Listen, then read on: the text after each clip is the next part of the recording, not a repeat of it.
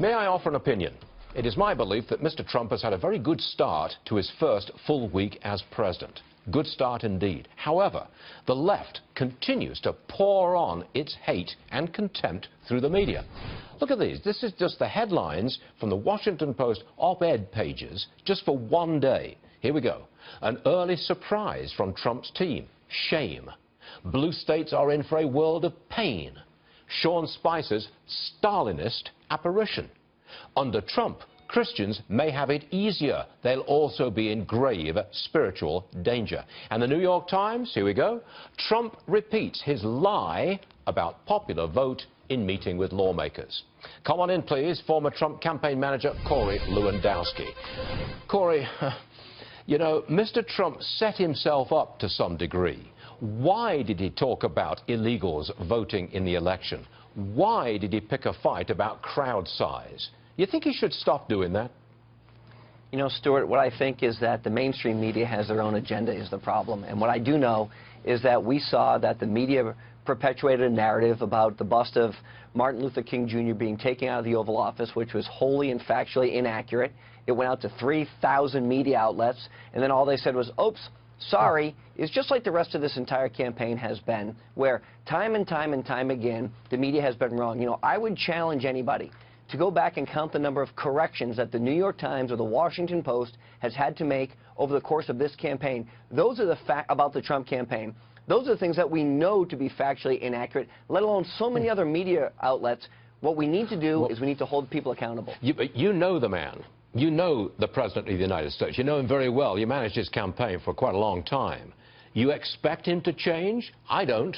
I think he's going to keep on pounding, counterpunching whenever he's got the opportunity. That's the way I think it's going to go. Well, you're exactly right. And his ability to go directly to the people and bypass the mainstream media through Twitter and social media allows him to put out a story that's unfiltered. And what we've seen is time and time again. Look, just 2 weeks ago, we saw this false dossier that was, you know, put together about him supposedly. It was perpetuated by a false media story in BuzzFeed, you know, a tabloid publication, and then the mainstream media picks it up, and guess what? Lo and behold, the whole thing was wrong. They said Michael Cohen went overseas. Michael Cohen never went overseas. If Donald Trump doesn't bypass the media through his social media activities and push back, he'll be crucified by the media. They don't like the agenda that he puts forth, which is America first and American jobs. You know, Corey, we're sitting back here and watching the action unfold. Yesterday was an extraordinary day of action, and just so far today, it's not even 11 o'clock in the morning Eastern time, we've already gotten news of his meeting with auto executives. We've already gotten news that James Comey is likely to stay as FBI director. We've already gotten news that the Keystone Pipeline is probably going to be built. I've never seen anything like it before. Have you? You know, I've had such a privilege of being next to Mr. Trump, and what I've seen him do so many times is get more done in one day than most people get done in a month. And that's the difference. See, fundamental and wholesale changes now come to Washington, D.C. And what Congress doesn't understand and these bureaucrats don't understand is not getting things done is no longer an option. Donald Trump has been on the job for really 2 days, and what we know is he's getting things done, his agenda is moving forward, and he's bringing jobs back to our country. I'm sure you've seen this already, but I want to bring this to our viewers' attention as well. Yesterday, the president met with union leaders at the White House. After the meeting, they had nothing but praise. This is union leaders, nothing but praise for Mr. Trump. Roll tape.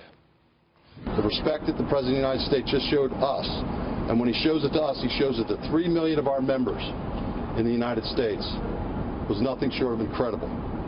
And we will work with him and his administration to help him implement his plans on infrastructure, trade, and energy policy so that we really do put America back to work in the middle-class jobs that our members and all Americans are demanding. Corey, which Democrat is going to go out and say those union leaders are absolutely wrong? Who's going to say that? They can't, of course, and that the reason that Donald Trump won this election is because he connected with the middle class in states like Wisconsin and Pennsylvania and Ohio and Michigan and, you know, places where the Democrats have left them. And so I know the president very, very well, and when he brings people in, he brings people together because he wants to do what's right for the American people right now, and that's job creation. That's not a Republican idea. It's not a Democrat idea. It's an American idea. making a significant investment in infrastructure so that our roads and bridges are safe so we can travel on them, not a Republican and Democrat idea, an American idea. So let's bring America back. Let's make it great again. I've never seen anything like it before, and I've lived in America for over 40 years. Corey Lewandowski, thanks for joining us, sir. Appreciate it, and we'll see you again soon. Thank you. My pleasure. Thank you. It's